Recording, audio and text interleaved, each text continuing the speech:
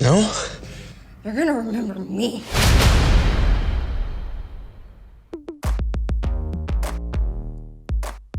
Wow.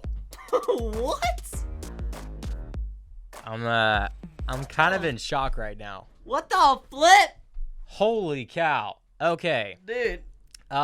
If you're wondering what is going on right now, first of all, welcome to Movie Reviews with Reagan and Rhett, where we review movies. And we just finished watching Oh my gosh, that was insane. an absolutely incredible movie. You see the title? You see Absolutely run, incredible. fight, Run, hide, fight. run, hide. You see Yeah, the so thumbnail? we just watched the Daily Wire's first feature film, Run, Hide, Fight. And oh my goodness. Dude, that was insane. Honestly, oh yeah, If you have not seen this movie, stop this video right Yeah, now. no Don't watch kidding. this video because we're going to spoil it and talk about stuff in it. But obviously. if you haven't seen the movie, still comment. It's great for the algorithm. And Yeah, like the video. help us push this So, video out to more people. Yeah, for sure. No, but seriously, go subscribe to the Daily Wire and watch their feature film on there. You have to be a subscriber to Daily Wire. It's only released exclusively to their members. And we Dude, just what? watched the live premiere of it on their Backstage Live, and I'm just absolutely Man, blown that was away. insane. So I had low expectations, honestly, going into it, but yeah, that was I had to insane. force myself to have low expectations. Yeah, I that's was true. because the Daily Wire guys have been hyping this up, and they were like, "Oh, it's a super edgy, like this is the movie that yeah. conservatives have been wanting." And I'm kind of like, "Okay, well, a lot of people have said that." So Exactly. I'm kind of gonna go in with, I thought that they were just hyping it up because Yeah. they wanted more viewers, like more people tuning Yeah. in. But it oh was my goodness, insane. they delivered. I They gotta- delivered. I So want to watch it a second time because Yeah. like there was details, that I oh my gosh, that Yeah. was awesome. yeah, absolutely. So all right, we're gonna basically Where just do we go go? into it. We're Okay. gonna talk about some of our favorite things about it, Boom. and then we're gonna Spoilers. we're gonna rate it at the end. dies. Well, really. We're assuming that you have seen it Yeah, okay. and have come back to watch this video. So we're gonna rate it at the very end, a 1 out of 10. And so yeah, let's get into it. Oh my gosh. You where did you were start? talking just a second ago about the surprising scene in the beginning. Oh yeah, that was so funny. Oh my gosh, the scene where with the deer, dude. Yeah. We could not stop laughing because it was such a. So I was afraid this was gonna be a melodramatic, serious like tone movie that was just like Which it's- I mean, it was serious. It was. Oh no, it was got very serious. serious, But I was yeah. afraid it was gonna be like that from the beginning, and I Yeah. just thought that was the tone of it. But they just threw a 180, and with the deer She scene, freaking throws a rock yeah, on I the know, deer's right? head. He's like the fact that he's trying to convince her, and she's like, "Oh, wham!" Yeah. It's So I mean, funny. like, okay, what he's actually doing in that scene, like explaining yeah, to right, Zoe. the deer, because we um, grew up hunting. We I grew up mean, hunting, yeah. obviously, and this is kind of what I admire about it being a conservative movie and it Yeah. coming from like kind of our value system and stuff. Like, Yeah, obviously, we hunt and everything, but that's purely for food. It's not for like the joy of killing. Right. Nobody hunts for the joy of killing, at least for good reason. And this idea that if it doesn't die, you have to put it out of its misery. It's more disrespectful to God's creation to let it suffer. And so he's explaining this to her, which, by the way, Hollywood would never do because Hollywood yeah. doesn't understand Oh, that for concept, sure. right? But so he's explaining this, and he's thinking like, oh man, she's gonna hate doing this. Yeah. Like, oh, she must be so sensitive about this. And then Yeah. wham, wham, huge rock just right on the deer's. deers. Anyway, Oh so that my like gosh. eased the tensions about it being and just Yeah. eradicated our Oh, presumptions exactly. about it being like a cheesy Yeah, it was movie good. and whatever. So, So good. super very well done job about that. And then literally like the next scene of like she's talking to her mom, and then he comes in and Yeah. she isn't there. Like we And all I were- didn't catch yeah, that at first. We were all just kind of sitting there, and I was like, and they were like, "What? What's Yeah. wrong?" I was like, "Where's her mom, dude?" yeah, and then Dad and I were like, what? Yeah, What? dude, The mom's gone.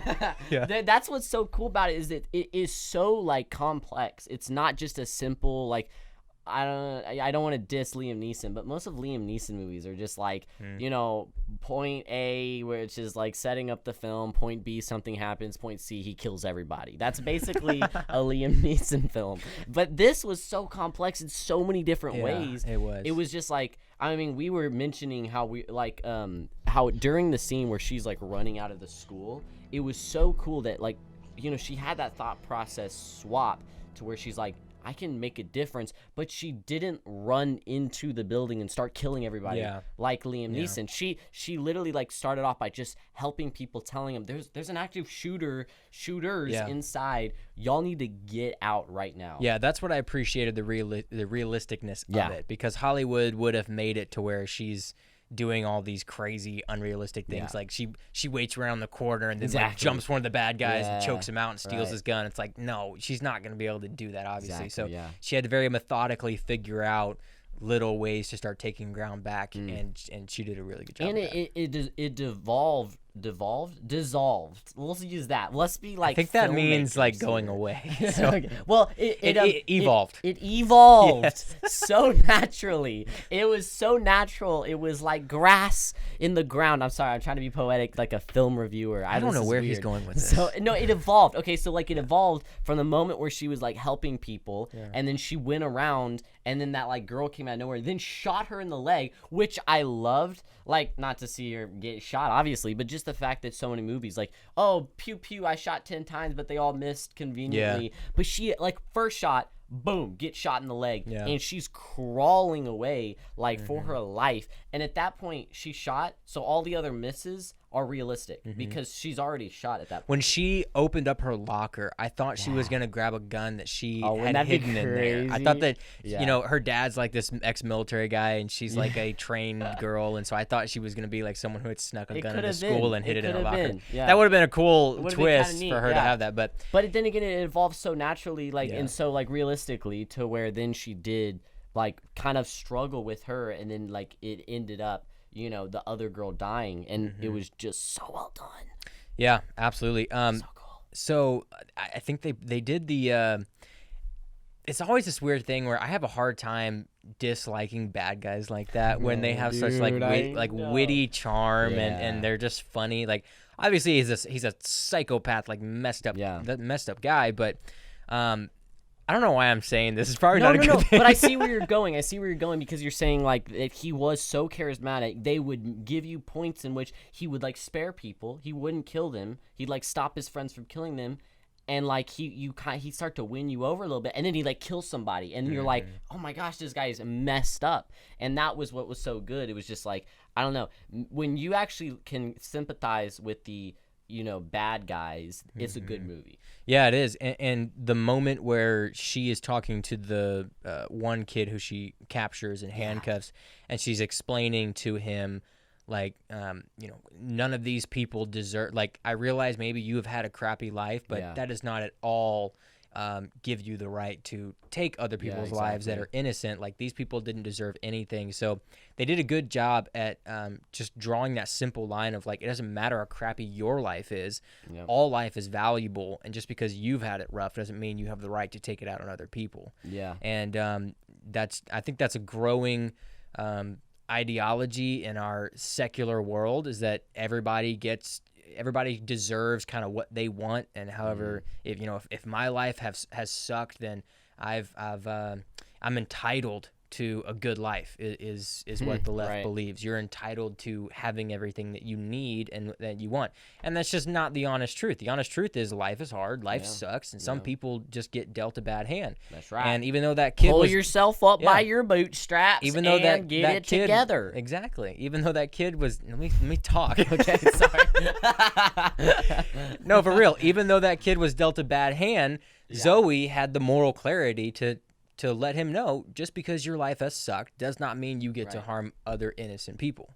And that was super cool, of the way that they also highlighted the failure of the public education system. Yeah. And it was so cool that like the guy that got shot by Tristan, the one that he was like the principal or something, and he said, I wish I had just sat down with you and talked this thing out. And it's true, because even when Zoe sat down with that guy, that was probably the first time anyone had ever sat down with him and like talked about it and rationalized it and tried to comfort him in a non-crazy way that Tristan probably did, but and it is sad, just building off that, because you can tell that it was getting to him. He was kind of realizing, like, crap, man, I screwed up. No, like, exactly. There's no going back from this. And he even asked her, he's like, just kill me, like, I realized I screwed up super bad. And if someone had done that like before, you know, someone in the education system or something, then it would have been stopped. Yeah, and I think it also speaks to the fact that when you don't have faith, when you don't have morality, guys like him who do have a hard life, they so quickly jump to dramatic wickedness like that, like murder. Like when you don't have a moral foundation to build your life on, like the fact that life is intrinsically valuable, then it's a lot easier to jump to things like, I'm just going to take out my frustration and murder all these people or join in on this murder scheme or whatever. It's real 0 to 100 quickly. It is. It really is. Yeah, because morality and faith brings balance and a foundation. It's the whole thing of like, if you build your life on the sand, it's going to get washed away. If you build your life on the rock, you have a strong foundation. It's going to remain stable. So, this guy obviously jumped to the ends justify the means in his mind because he was bullied and didn't have a reason to keep going or just wanted to take out his frustration. And so when Zoe was getting it through his head, like, whatever you went through does not justify what you just did. And he kind of realized that. He was like, well, what's the point of going forward now? I know that what I did was that bad. And thankfully, there's this whole scene where Zoe's then like telling him, you want to be remembered, right? Like, don't let people remember you then for the bad that you've done. Do something good. Make it right. Be remembered for doing the right thing. Do you remember the word she used? She literally referenced your legacy. And that was so, I don't know why, that stuck with me because it was like, it's true. Like, what do you want people to remember you for? Yeah. And a school shooter? No one wants that. So that's why he like flipped, you know, and then he literally like risked his life. He died trying to stop the thing he had unraveled and set in motion. Wow. Yeah, absolutely. Any other scenes that just, I mean, it's an overall fantastic her movie, mom was pretty cool. It was a really cool, like, I don't know, that's what I loved about it. Like I mentioned, it was just so complex. There were so many different moving parts, and it was just so cool to see it all unravel. And like, you know, her mom was just like, oh, that was so neat to see. And just the way she was always so perfect and stuff, from a filmmaking perspective, it was just beautiful because of the way, like that explosion that happened in the office and Zoe is like bloody and a mess and like, you know, all screwed up, and then her mom is there with like a cup of coffee. She like, hello chap. I want to sit down and wise words. It was great. It was absolutely amazing. No, from a filmmaking perspective, they did a really good job at the mom's progression, kind of going backwards as Zoe's letting go of her mom. That's so true. Zoe's like last memories of her is how the mom starts out, having just passed away from cancer, so she doesn't have any hair. She's like kind of weak and stuff physically, and her mom is slowly progressing back to a healthy, fully blossoming mother that Zoe wants to remember her by. And so throughout the story, Zoe is internally and emotionally having to let go of her mom. And in that final scene, then when she's laying in the hallway. And the mom, I forget what the mom said, but she's kind of like, the message basically was like, you've like come full circle. It's time to let me go. And then then the mom like walks away, and dude, it breaks Zoe. She starts just sobbing. Breaking me. I know. I was on the verge of tears too. It was honestly, but so yeah, good. just from the filmmaking aspect of it as well was incredibly good. Oh, so true, dude. Oh my gosh, and details like practical wise, the guy peeing his pants. I mean, dude, it's always an age-old hypothetical of if you're like in a burning building and you're like pooping, do you finish the poop or do you just like cut it off short and just like run out with poop on your butt? And the fact that he like went back and changed his pants in an active shooter situation and like before going back to the like, you know, other people, it was like somewhat realistic because you don't want to run out of that building with pee dripping down your pants. I don't know. I mean, I would. But here's the thing. In the moment, I mean, he's a school guard. They're not very like. But I mean, we all know how we feel about. Well, sure. I mean, realistically, we probably wouldn't pee our pants in that situation. But at the same time, I don't know. Have you ever been in an active shooter situation? Yeah, bro, all the time. That's the beauty of just like the different things that they did with practical wise. It was so cool. It was like everything, every step that they took, it was like, oh, I do that. Oh, that makes complete sense. And it was almost like instead of them forcing different things out of the characters, forcing them to do things you wouldn't do, to progress the storyline to get to a certain point they wanted it to get to. They just let the story unfold and like wrote it almost as if there wasn't an ending, and they just tried to find the ending instead of like writing the ending and then forcing certain things to get to that ending. Does that make sense? Yeah. So cool. I also loved the scene where the cafeteria lady sacrificed herself to save Zoe, and that dude came in there. There's just, again, I'll say, when your sacrifice is a lost virtue, when you don't really have a reason for life being valuable, and having a secular worldview, there's no reason for life being valuable, right? And so that was just a great representation of this cafeteria lady, knowing that, you know, Zoe's life as a younger person holds more societal, I guess, and economic value to a nation, and it's I don't know what to call it, but and it was definitely personal too. I mean, they you know, because they were holding hands during the situation, and she realized, you know, she was willing to sacrifice her life for because I mean, that's a lost virtue as well. We all kind of, I'll just go back to like we all think we're entitled nowadays, and everybody, you know, deserves a good life and everything, and being willing to sacrifice yourself for the good of others. We just don't see that enough. So they did a really good job at that too. It's so cool, dude. So cool. And then, so I think we might have talked about this in the beginning. Actually, you mentioned that moment when Zoe realized she had to go back in. Yeah. She was leaving. She could have gotten out, and then she realizes, I'm the only one that can go in and help get all these other people out. Just again, like, you have to be willing to say, my life is, I have to sacrifice my life to save other people. That's a basic conviction that we hold, because we know that none of us deserve life. We're all sinful, and we deserve to go straight to hell because we've broken God. Yeah. Well, everybody, regardless, everybody is sinful and deserves to go straight to hell. But it's because we have redemption in Christ that gives us a reason to fight for other people.